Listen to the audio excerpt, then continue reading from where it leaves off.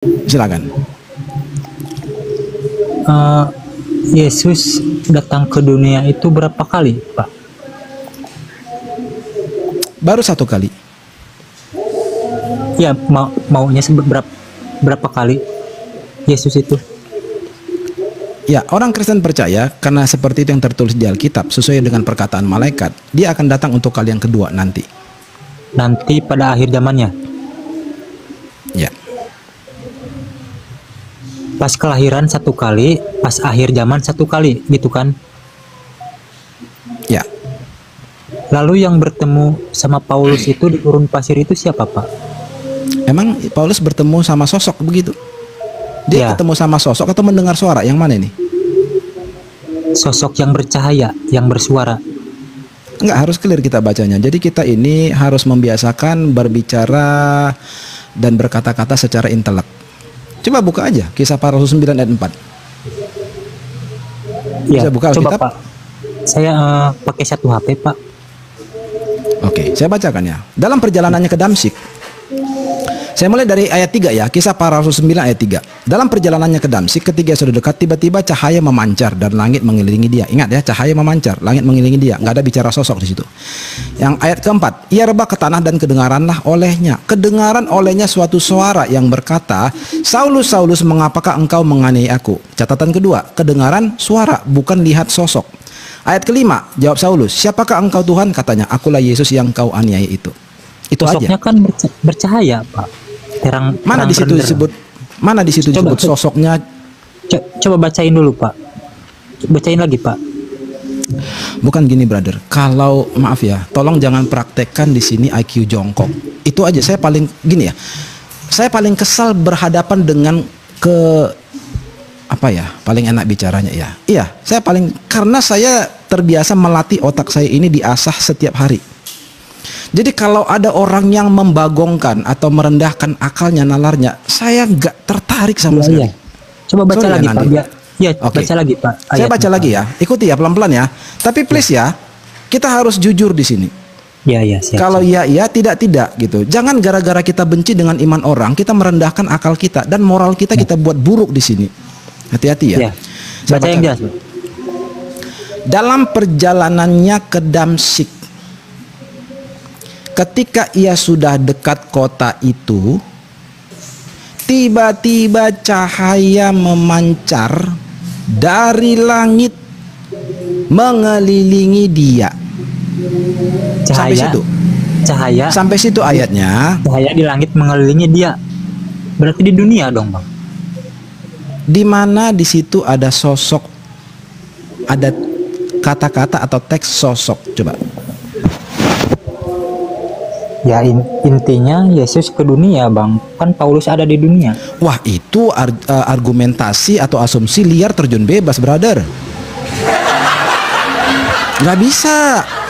Lah kalau kamu argumentasinya terjun bebas liar seperti itu, ya sakarapmu dewe.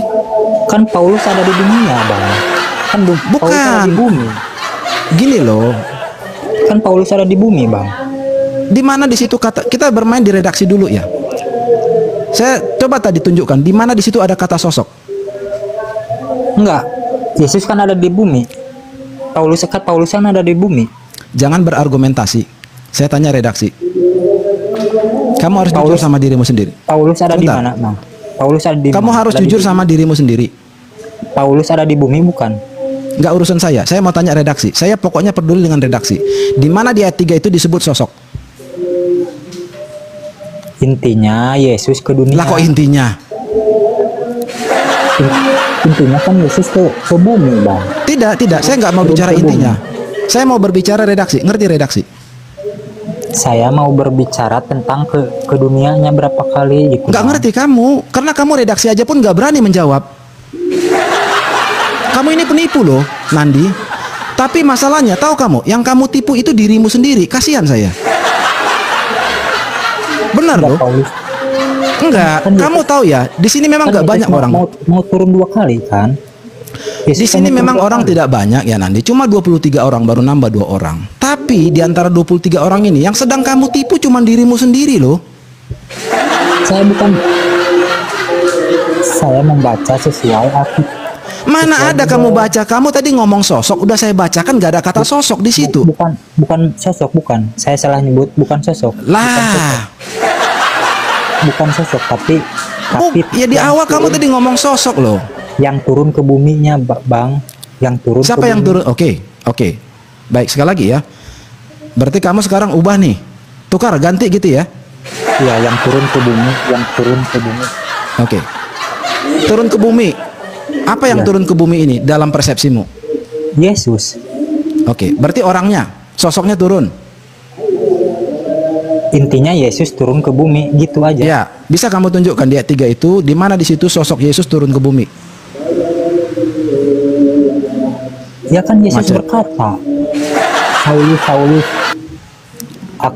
aku yang telah dianiayamu, gitu kan ngomongnya. Ayat 4 udah kamu dengar tadi saya baca ayat 4. Coba baca. Udah dengar belum? Ia rebah ke tanah dan kedengaranlah olehnya suara. Bukan terlihat olehnya sosok. Kan mengelilingi. Kedengaran olehnya suara. Kamu kalaupun nggak bisa baca, tapi setidaknya bisa dengar. Yang saya tanyakan bukan masalah sosoknya, Pak, tapi masalah Paulus datang ke buminya, gitu. Paulus datang ke bumi. Iya. Bukan masalah sosoknya. Paulus datang ke bumi. Yesus datang ke Paulus. Kamu kayaknya udah bingung ini, udah bingung kamu ini. Kamu coba inilah dulu. Siapa tahu tadi kamu lewat pohon Yesus. apa gitu. Yesus kan yang turun ke bumi itu Yesus kan bertemu Paulus. Berarti Yesus ngomong Bertemu, apa arti bertemu? Apa arti bertemu? Enggak, arti bertemu apa? Macet. Maka saya bilang tadi, ini kamu ada 25 orang di sini. Yang kamu bodohi cuma dirimu sendiri, brother. Intinya, yang turun ke bumi itu siapa, Bang? Yang turun ke bumi itu siapa? Lambo mana saya tahu, makanya kamu baca yang jelas. Yang cahaya yang mengelilingi Paulus itu siapa, Bang? Cahaya atau sosok? Cahaya. Ya berarti bukan sosok dong. Iya, bukan. Kan kata Lah, saya terus- tadi bukan sosok. Terus kenapa kamu mengkaitkan itu dengan kedatangan Yesus? Lah, kan dia mengaku Yesus. Iya, dia mengaku Yesus, tapi bukan turun ke dunia, bukan the second coming, brother.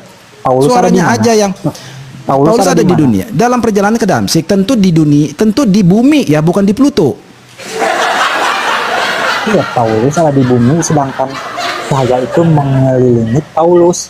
Emang sejak kapan cahaya itu adalah orang? Kacau ya kamu ya. Saya kan tidak ngomong orang. Cahaya Kamu itu kan- jangan mau ya dikadali jadi budak mereka-mereka pembenci iman Kristen itu. Ya. Jangan mau. Kasihan kamu, hatinya busuk begitu loh. Pikirannya gelap begitu. Saya tidak ngomong manusia, Bang, yang turun ke bumi. Saya Nah, tidak terus ngomong kalau gitu manusia. kenapa kamu hubungkan dengan Yesus kalau nggak ngomongin manusia? Iya kan dia mengaku manusia kan. Ya, tapi nggak ada manusia ketemu dengan Paulus di situ, cuman kedengaran suara, brother. Intinya Yesus ke dunia kan. Mana ayatnya sosoknya turun? Aduh. Kacau kita Intinya ini. kan Paulus ada di Ya, ada di pelintat-pelintut dunia, Bang. kamu. Hah? Kan Paulus ada di dunia. Iya, emang maksudmu Tuhan itu tidak berkuasa memperdengarkan suaranya Kan ada tanpa cahaya. harus kelihatan fisik? Hah? Cahaya itu siapa? Cahaya itu siapa? Cahaya kok siapa lagi? Cahaya itu kan Yesus. Saya baru tahu cahaya itu siapa. Ini kok pertanyaannya makin nyeleneh ya? Cahaya itu kan siapa gitu? Cahaya itu kan Yesus turun ke Oh bumi gitu. kan. Jadi matahari Yesus juga. Itu kan di Bible mau cahaya. Mana ada dibilang cahaya itu sosoknya Yesus? Coba baca dulu lah. Makanya dia gini, mengaku kalau Yesus. baca Alkitab itu jangan dari Cocote Zuma. Itulah kamu salahnya. Kamu Alkitab aja nggak punya. Alasannya cuma satu handphone. Ya kan kamu sehari-hari bisa baca. Nggak perlu saya jelaskan. Kamu bisa baca di mana di situ ada sosok. Tadi waktu saya tanya sosok, saya todong sosok. Kamu bilang ini bukan tentang sosok. Iya, bukan tentang sosok. Lah jadi tentang apa? Cahaya. Cahaya kan. Terus cahaya itu berarti kedatangan Yesus yang kedua, begitu? Yesus, iya. Ya ampun. Kan cahaya itu ngomong ke Paulus. Oh gitu. Jadi cahaya itu Yesus gitu ya? Iya kan. Berarti besok kalau kamu keluar rumah ketemu cahaya itu Yesus? Kan cahaya itu mengaku Yesus kan. Iya, berarti kalau kamu besok keluar rumah kamu ketemu Yesus kalau ketemu cahaya? Ya kalau nggak ngomong Yesus berarti bukan. Cobalah ya, jangan pelintat-pelintut. Kasihan kecerdasanmu, brother. Kalian ini saya lihat kasihan sekali saya sebenarnya. Sebenarnya saya kasihan sekali. Kalian punya otak sama dengan saya. Saya hargai loh otakmu itu. Cerdas. Tapi kalian ini mau menghina dirimu sendiri. Hanya gara-gara perasaanmu itu senang dengar Zuma ngomong dengan Donitan somong. Padahal apa yang mereka sampaikan itu sampah semua.